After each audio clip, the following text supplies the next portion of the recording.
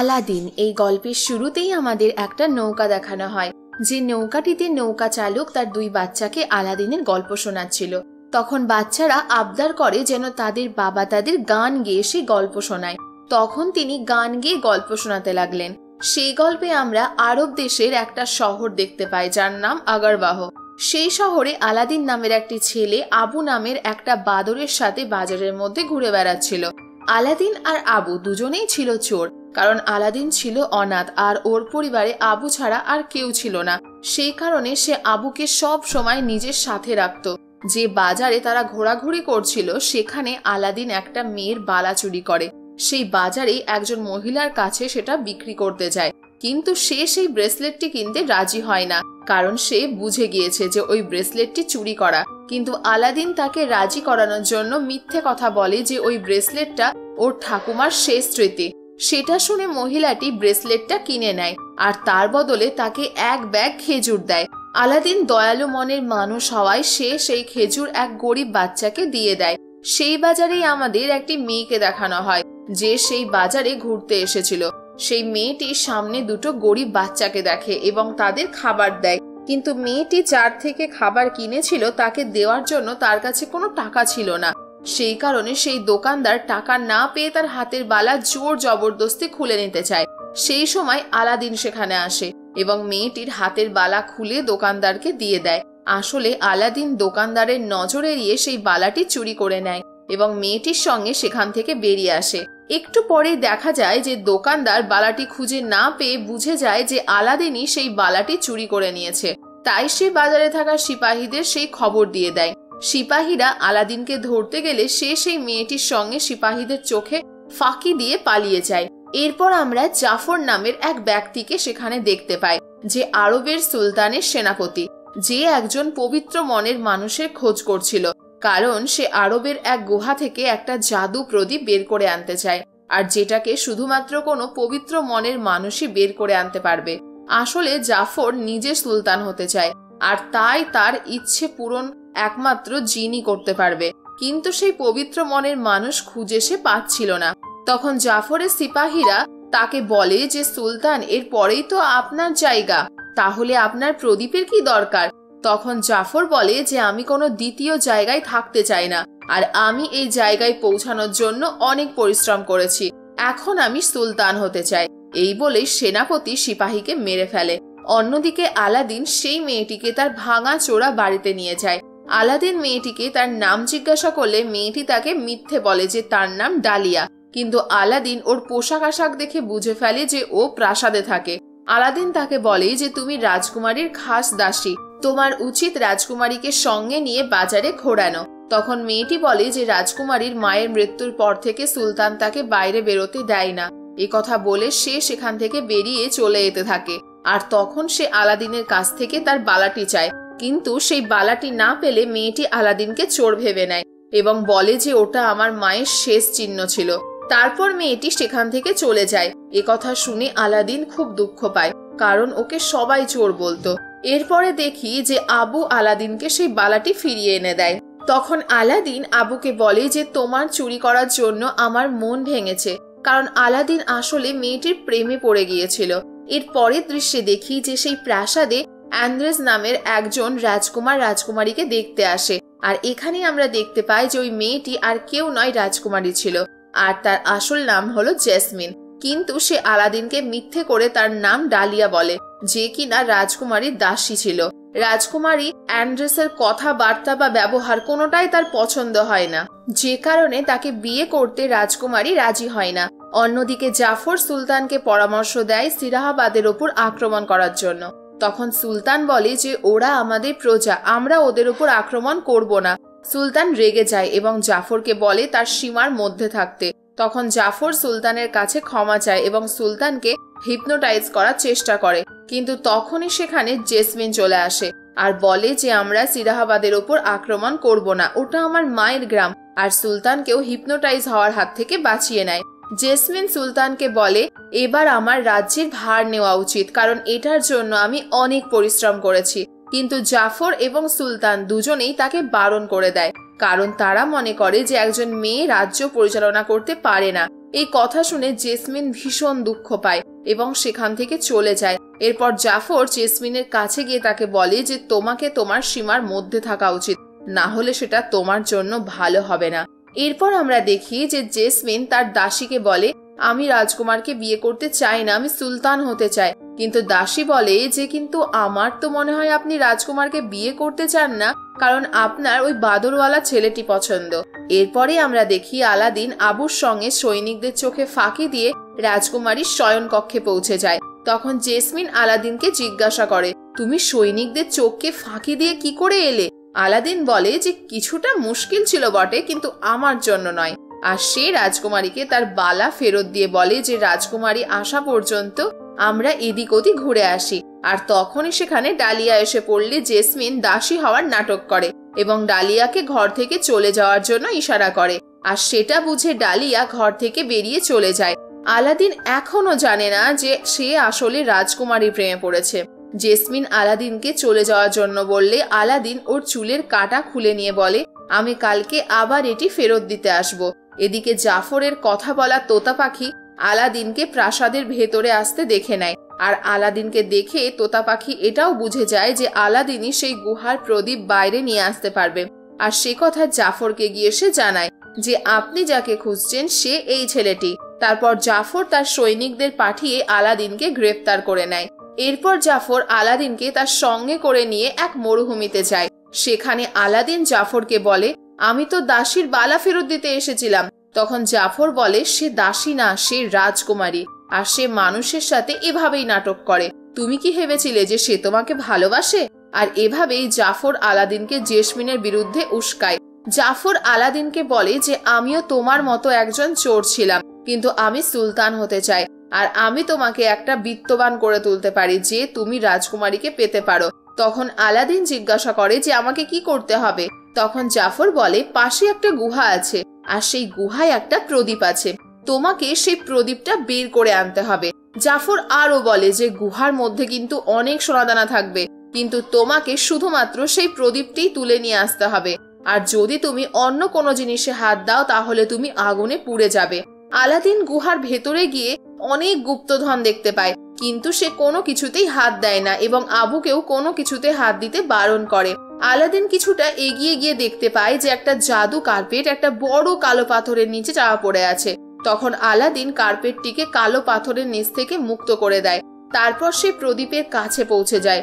কিন্তু আর একদিকে আবু একটি হিরে হাতে তুলে নিলে হঠাৎ করে গুহা লাভায় ভরে যেতে থাকে, কারণ প্রদীপ ছাড়া আর কোনো কিছুতে হাত দেওয়া বারণ ছিল। আলাদিন নিজের প্রাণ বাঁচানোর জন্য সেখান থেকে পালাতে থাকে। আর তখন সেই জাদু কার্পেট আলাদিনকে সাহায্য করে, যাকে সে কালো পাথরের নিচ থেকে মুক্ত করেছিল। আলাদিন গুহার মুখে এসে একটা পাথরের গায়ে ঝুলে পড়ে, আর ঠিক তখন জাফরকে দেখতে পেয়ে সাহায্য চায়। কিন্তু জাফর প্রথমে প্রদীপ চায়, আর প্রদীপ পেয়ে গেলে সে আলাদিনকে নিচে ফেলে দেয়। তখনই আবু জাফরের পা ধরে ঝুলে গিয়ে প্রদীপটি চুরি করে নেয়। এরপর আবু প্রদীপটি আলাদিনকে দিয়ে দেয়, কিন্তু আলাদিন সেই গুহার মধ্যে আটকা পড়ে যায়। এরপর দেখি আলাদিন সেই প্রদীপের গায়ে হাত ঘষতে থাকলে প্রদীপ ভেতর থেকে একটা জিন বেরিয়ে আসে। জিন আলাদিনকে বলে যে তার 3টে ইচ্ছের কথা জিনকে বলতে। আলাদিন বিশ্বাস করে উঠতে পারে না যে সে একটা জিনের সাথে কথা বলছে। সেই কারণে জিন আলাদিনকে তার জাদুর সাহায্যে নাচ গান করে দেখায় এবং আলাদিনকে শেখায় যে কিভাবে নিজের ইচ্ছে পূরণ চাইতে হয়, কারণ আলাদিন নিজের ইচ্ছে পূরণ কিভাবে চাইতে হয় সেটা জানতো না। এরপর আলাদিন তার প্রথম ইচ্ছে হিসেবে গুহা থেকে বেরোতে চায়, আর সাথে সাথেই জিন আলাদিনকে গুহার বাইরে নিয়ে আসে। এরপর জিন আলাদিনকে তার দ্বিতীয় ইচ্ছে পূরণ চাইতে বলে। তখন আলাদিন জিনকে জিজ্ঞাসা করে যে তুমি যদি আমার জায়গায় হতে তাহলে তুমি কি চাইতে? তখন জিন বলে আমি আগে কখনো এই ব্যাপারে ভাবিনি, আর আমাকে আগে কখনো কেউ এমন কথা জিজ্ঞাসা করেনি, কিন্তু জিজ্ঞাসা করলে আমি আমার মুক্ত হতে চাওয়ার ইচ্ছের কথা বলতাম, কারণ আমি অনেক বছর ধরে এই প্রদীপে বন্দী। আমি একজন মানুষ হয়ে জীবনযাপন করতে চাই। তখন আলাদিন জিজ্ঞাসা করে যে তুমি কেন নিজের ইচ্ছে পূরণ করে নাও না? তখন জিন বলে যে এমনটা তখনই সম্ভব যখন প্রদীপ ঘষা ব্যক্তি সেই ইচ্ছে পূরণ চাইবে। আলাদিন বলে যে আমি আমার শেষ ইচ্ছে তোমার মুক্তি চাইব। আলাদিন যখন তার প্রথম ইচ্ছে চেয়েছিল তখন আবু সেই প্রদীপটি লুকিয়ে দিয়েছিল, যে কারণে আলাদিন প্রদীপ ঘষতে না পারায় ওর 3টে ইচ্ছে এখনো অপূর্ণ রয়ে গেছে।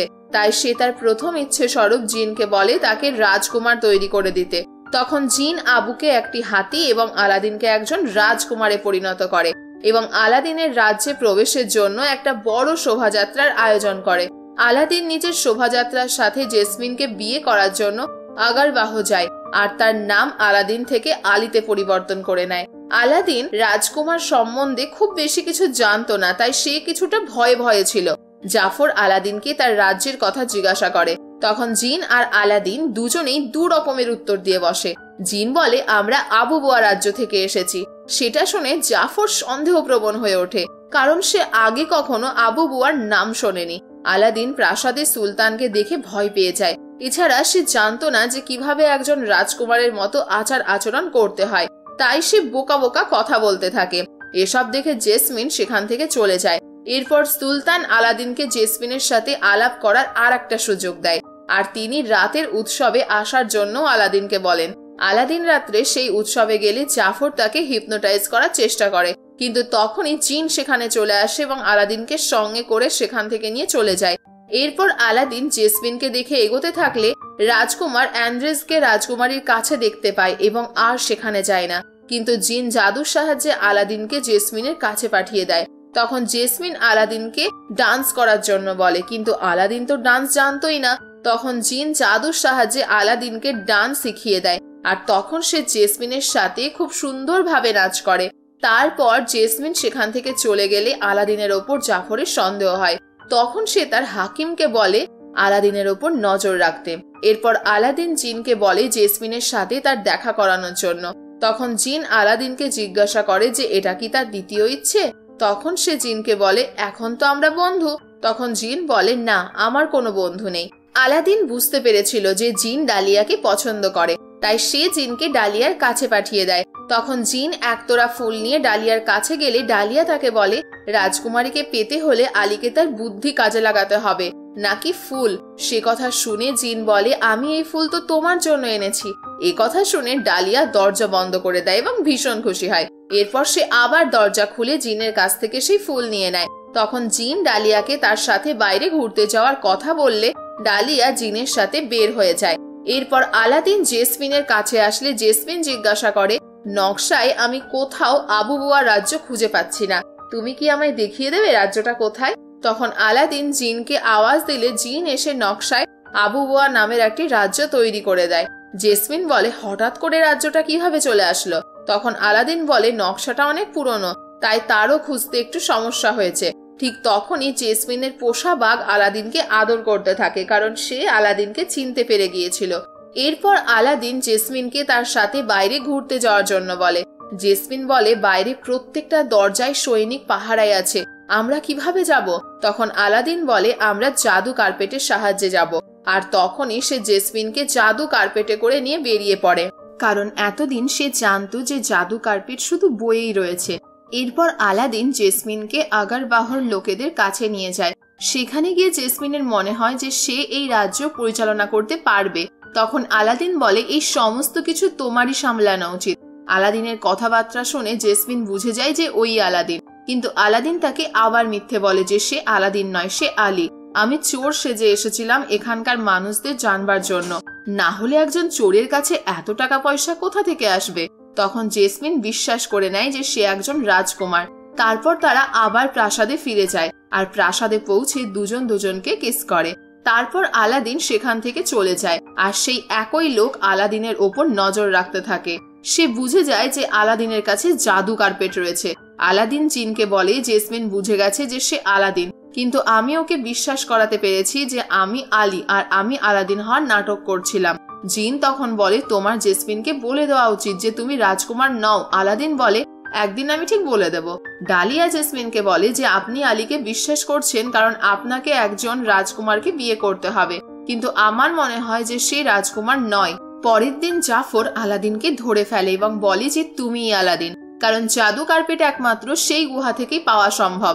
তারপর জাফর সেই জাদু প্রদীপ চায়। তখন আলাদিন বলে, আমি সে নই যার কথা তুমি ভাবছো। তখন জাফর আলাদিনের ওপর ভীষণ রেগে যায়। জাফর আলাদিনকে একটা চেয়ারের সাথে বেঁধে রেখেছিল। জাফর বলে, আমি তোমাকে ধাক্কা দিয়ে নদীতে ফেলে দেব। আর যদি তুমি বেঁচে যাও তাহলে আমি জানবো যে তুমি জাদু প্রদীপের কারণেই বেঁচে গেছো, আর যদি তুমি না বাঁচো তাতে আমার এতটুকুও খারাপ লাগবে না। তারপর সে আলাদিনকে ধাক্কা দিয়ে নদীতে ফেলে দেয়। সেটা দেখতে পেয়ে আবু প্রদীপকে সঙ্গে নিয়ে জাদু কার্পেটের সাহায্যে আলাদিনের কাছে যায়, কিন্তু ততক্ষণে সে জলে ডুবে যায়। তখন আবু জাদু প্রদীপ জলে ফেলে দেয়, আর আলাদিন সেটা পেয়ে প্রদীপে ঘষা দেয়, আর তারপরে সে অজ্ঞান হয়ে যায়। এদিকে জিন আলাদিনকে জল থেকে তখনই বের করতে পারবে যখন আলাদিন বাঁচার জন্য ইচ্ছে প্রকাশ করবে। তখন জিন একটা কাগজে আলাদিনের হাত দিয়ে বাঁচার ইচ্ছের কথা লিখিয়ে নেয়, কারণ এতদিনে জিন আর আলাদিন দুজনে খুব ভালো বন্ধু হয়ে গেছে। তারপর ওকে জলের বাইরে বের করে এনে ওর জীবন বাঁচিয়ে তোলে। জ্ঞান ফিরে আলাদিন জিনকে ধন্যবাদ জানায়। জিন বলে যে আমি তোমার দ্বিতীয় ইচ্ছে পূরণ করে দিয়েছি। আলাদিন জিনকে বলে আমাদের জাফরকে থামাতে হবে, কিন্তু জিন বলে সেটা খুব কঠিন কাজ, কারণ সে সকলকে নিজের দিকে করে রেখেছে। অন্যদিকে জাফর সুলতানকে আলাদিনের বিরুদ্ধে উস্কানিমূলক কথা বলে যে আলী তার সৈনিকদের সাথে আগারবাহর উপর হামলা করার কথা বলছিল। এই কথা আমি শুনে ফেলেছি, আর এই কারণেই ও রাত থেকে নিখোঁজ রয়েছে। তখন জেসমিন বলে তুমি যা বলছো তা যদি সত্যি হয় তো আলী এখানে কি করছে? তখন আলাদিন সেখানে গিয়ে সুলতানকে বলে যে জাফর একজন বিশ্বাসঘাতক। ওর সাথে জেসমিনও বলে যে জাফর আলাদিনকে মেরে ফেলার চেষ্টা করেছিল। জাফর তখন সুলতানকে হিপনোটাইজ করে নেয়, যে কারণে সুলতানের মনে হয় যে আলী সত্যি সত্যি তার রাজ্য আক্রমণ করতে এসেছে। তখনই আলাদিন বুঝতে পারে যে জাফরের লাঠিতে জাদু রয়েছে, আর তাই সে তার লাঠিটা ভেঙে ফেলে, যার জন্য সুলতান সজ্ঞানে ফিরে আসে আর সাথে সাথে জাফরকে জেলে বন্দি করে। এরপর সুলতান আলাদিনের কাছে ক্ষমা চায় এবং তাকে জেসমিনকে বিয়ে করতে বলে। আলাদিন সুলতানকে সত্যি বলার চেষ্টা করলেও তারা বিশ্বাস করে না। এদিকে জেসমিন আর আলাদিন ভীষণ খুশি, কারণ তারা বিয়ে করতে চলেছে। জিন আলাদিনকে বলে সব সত্যি বলে দেওয়ার জন্য, কিন্তু আলাদিন বলে যে সে আবার সেই আলাদিন হতে চায় না, আর আমি সারা জীবন আলী হয়েই থাকতে চাই, আর এটাই আমার শেষ ইচ্ছে। আলাদিন জিনকে কথা দিয়েছিল যে সে তার শেষ ইচ্ছে পূরণ হিসাবে জিনের মুক্তি চাইবে, কিন্তু সে সেটি করে না। তখন জিন আলাদিনকে বলে যে তুমি অনেক বদলে গেছো, যাকে তুমি ভালোবাসো তাকে তুমি মিথ্যে বলবে? আমি এত বছর আমার কোনো মালিককে বন্ধু বানাইনি, আমি তোমার জন্য নিয়ম ভেঙেছি, কিন্তু তুমি আমার মন ভেঙে দিলে। এই বলে সে প্রদীপের ভেতরে চলে যায়, যে কারণে আলাদিনও ভীষণ রেগে যায় আর তার পুরনো ভাঙাচোরা বাড়িতে ফিরে যায়।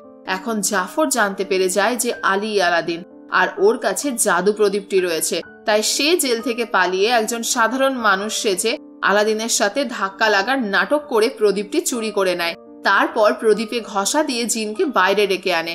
তারপর জাফর প্রাসাদে ফিরে যায়, আর জাফরকে দেখে সুলতান সৈনিকদের বলে বন্দি বানাতে। তখন জাফর প্রদীপ থেকে জিনকে বের করে আনে, আর প্রথম ইচ্ছে হিসেবে আগরবাহর সুলতান হতে চায়, কিন্তু জিন না চাইলেও যেহেতু জাফর ওকে প্রদীপের বাইরে বের করেছে তাই ওকে ওর ইচ্ছে পূরণ করতেই হবে। তখন জাফরকে সে সুলতান বানিয়ে দেয়, আর সুলতান হয়ে জাফর হুকুম দেয় সিরাহাবাদের ওপর আক্রমণ করতে। জেসমিন তাকে এমনটা করতে বারণ করলে সৈনিক তাকে বন্দি বানিয়ে নেয়। জেসমিন হাকিমকে বলে যে অনেক বছর থেকে তোমার বংশধররা আমাদের হয়ে কাজ করে এসেছে, এখন তুমি ঠিক করো তুমি জাফরের দিকে যাবে নাকি আমাদের দিকে, কারণ আমাদের সৈনিক শুধুমাত্র তোমার কথা শুনবে। তখন হাকিম জেসমিনের দিক বেছে নেয়, কারণ সে জানতো জাফর সুলতান হলে রাজ্যের প্রজারা ভালো থাকবে না। হাকিম সৈনিকদের বলে জাফরকে গ্রেপ্তার করতে। তখন জাফর জিনকে বের করে এনে দ্বিতীয় ইচ্ছে পূরণ হিসেবে তাকে পৃথিবীর সব থেকে বড় জাদুঘর বানিয়ে দিতে বলে। তখন জিন ওকে জাদুঘর বানিয়ে দেয়। এদিকে আলাদিন বুঝে যায় যে জাফরই প্রদীপ চুরি করেছে আর নিজেকে সুলতান বানিয়ে ফেলেছে, তাই আলাদিন প্রাসাদে এসে প্রদীপটি নেওয়ার চেষ্টা করে। তখন জাফর হাকিমকে অদৃশ্য করে দেয় আর আলাদিনকে বন্দি বানিয়ে নেয়, আর সবাইকে আলাদিনের আসল পরিচয় বলে দেয়। তখন জেসমিনের মনে পড়ে যায় যে আলাদিন একজন চোর, সে কোনো রাজকুমার নয়। তারপর জাফর তার জাদুর সাহায্যে আলাদিন এবং আবুকে একটা বরফের দেশে পাঠিয়ে দেয়, আর সুলতানকে পঙ্গু করে বলে যেন জেসমিন এর সঙ্গে তার বিয়ে দেওয়া হয়। জেসমিন রাজি হয়ে যায় এবং তার পরিবর্তে তার বাবাকে ঠিক করে দিতে বলে। এদিকে আলাদিন বরফের দেশ থেকে বাইরে বের হওয়ার জন্য রাস্তা খুঁজে পায় না। তখন সেই জাদু কার্পেটকে দেখা যায়, যেটা জিন আলাদিনের জন্য পাঠায়। সে আবার আলাদিনের প্রাণ রক্ষা করে আর তাকে আগরবাহ ফিরিয়ে আনে। এদিকে জাফর জেসমিনকে বিয়ে করার জন্য প্রস্তুত। ঠিক তখনই জেসমিন জাফরের কাছ থেকে প্রদীপ ছিনিয়ে নিয়ে ছাদ থেকে নিচে লাফিয়ে পড়ে। তখনই আলাদিন জাদু কার্পেটে এসে তাকে বাঁচিয়ে নেয়। আসলে জেসমিন আগেই জাদু কার্পেটকে উড়ে আসতে দেখে ফেলেছিল। তখন জাফর তার তোতা পাখি লাগোকে একটা বড় ঈগলে পরিণত করে ওদের পেছনে পাঠিয়ে দেয়। এদিকে রাস্তায় আলাদিনের হাত থেকে প্রদীপ পড়ে যায়। আবু সেই প্রদীপ কুড়িয়ে আবার আলাদিনকে দিয়ে দেয়। এদিকে সুলতান বুঝে যায় যে জাফরের লাঠিতেই জাদু রয়েছে, তাই সে দৌড়ে গিয়ে জাফরকে পেছন থেকে ধাক্কা দিয়ে নিচে ফেলে দেয়। তার লাঠি জলে পড়ে গিয়ে সাথে সাথে জাফরের সব জাদু নষ্ট হয়ে যায়। ফলে লাগো আবার তোতা পাখিতে পরিণত হয়ে যায় আর আবু ওর থেকে আবার প্রদীপ ছিনিয়ে নেয়। অন্যদিকে জাফর আবার তার জাদু দিয়ে লাঠি পেয়ে গেলে সে চারিদিকে এক ঝোড়ো হাওয়ার তাণ্ডব তুলে আলাদিন আর জেসমিনকে তার কাছে নিয়ে আসে। লাগো আবার সেই প্রদীপ ছিনিয়ে নিয়ে এসে জাফরকে দিয়ে দেয়। তখন জাফর জিনকে বাইরে বের করে আনে। আলাদিন জাফরকে বলে, প্রদীপের কাছ থেকে তুমি সেটা পাবে না যেটা তুমি চাও, কারণ আমি চেষ্টা করে দেখে নিয়েছি। তখন জাফর নিজের জাদু দিয়ে সকলকে যন্ত্রণা দিতে থাকে। জাফর বলে, আমার কাছে জাদু আছে, আমি যে কোনো কিছু করতে পারি। আলাদিন বলে, তুমি জিনের থেকে বেশি শক্তিশালী নাও। এ কথা শুনে জাফর ভীষণ রেগে গিয়ে জিনকে বলে তাকে এই পৃথিবীর সব থেকে শক্তিশালী জিনে পরিণত করতে। তখন জিন তাকে সবচেয়ে শক্তিশালী জিনে পরিণত করে দেয়। জাফর ভীষণ খুশি হয় আর তার জাদু প্রয়োগ করতে চায়, কিন্তু জিন বলে যে কেউ তার কাছে উইশ না করা পর্যন্ত সে তার কোনো জাদু প্রয়োগ করতে পারবে না, কারণ এখন সে একজন জিন, তাই তাকে প্রদীপের মধ্যে থাকতে হবে। তখন জাফর প্রদীপের মধ্যে চলে যায় আর সাথে তার তোতা পাখি লাগোকেও নিয়ে যায়। আর সে আলাদিনকে যাওয়ার সময় হুমকি দেয় যে সে এসবের বদলা নেবে। জিন জাফরের প্রদীপকে অনেক দূরে ছুঁড়ে ফেলে দেয় আর সাথে সাথেই সবকিছু স্বাভাবিক হয়ে যায়। আলাদিন জেসমিন এবং সুলতানের কাছে ক্ষমা চায় এবং সেখান থেকে চলে যায় আর যেতে যেতে বলে, জেসমিন তোমার সব ইচ্ছে পূর্ণ হবে। এদিকে জিন জাদু কার্পেটকে ঠিক করতে থাকে, কারণ সেটি ছিঁড়ে গেছিল এবং অনেক নোংরা হয়ে গিয়েছিল। তখন জিন আলাদিনকে বলে, আমরা আগরবাহর আইন বদলাতে পারি, যেখানে লেখা আছে জেসমিনের বিয়ে একজন রাজকুমারের সাথেই হতে হবে। তখন আলাদিন তার শেষ ইচ্ছে হিসেবে জিনের মুক্তি চায় আর সাথে সাথে জিন মুক্ত হয়ে যায় এবং খুশিতে আলাদিনকে জড়িয়ে ধরে আর বলে যে আমি ডালিয়াকে বিয়ে করতে চাই, আর ডালিয়াও তাতে রাজি হয়ে যায়। এবার আমরা একটা নৌকা দেখতে পাই, যেটা গল্পের প্রথমে দেখানো হয়েছিল। আর সেখানে যে বাচ্চারা ছিল তারা আর কেউ নয়, জিন আর ডালিয়ার বাচ্চা। এদিকে সুলতান জেসমিনকে বলে যে তোমার মায়ের মৃত্যুর পর আমি তোমাকে হারাতে চাইনি, কিন্তু তুমি আগরবাহর সুলতান, আর সুলতান হওয়ার অধিকারে তুমি আইন বদলাতে পারো আর আলাদিনকে বিয়ে করতে পারো, কারণ আলাদিন খুব ভালো একজন মানুষ। আলাদিন প্রাসাদ থেকে বেরিয়ে আসে আর তার সাথে সাথে জেসমিনের মাথার কাঁটা নিয়ে আসে। এরপরে দেখি যে আলাদিনকে পেছন থেকে জেসমিন বলে যে দাঁড়াও, এটা তোমার সুলতানের হুকুম। আলাদিন হাসতে হাসতে বলে, আমার চুরি কি তবে ধরা পড়ে গেল? তারপর তারা সেখানে সকলের সামনে একে অপরকে কিস করে। এরপর তাদের সাথে সাথে জিন আর ডালিয়ারও বিয়ে হয়। সবাই ভীষণ খুশি হয় এবং আনন্দে নাচতে শুরু করে। আর এখানে এই গল্পের শুভ সমাপ্তি ঘটে।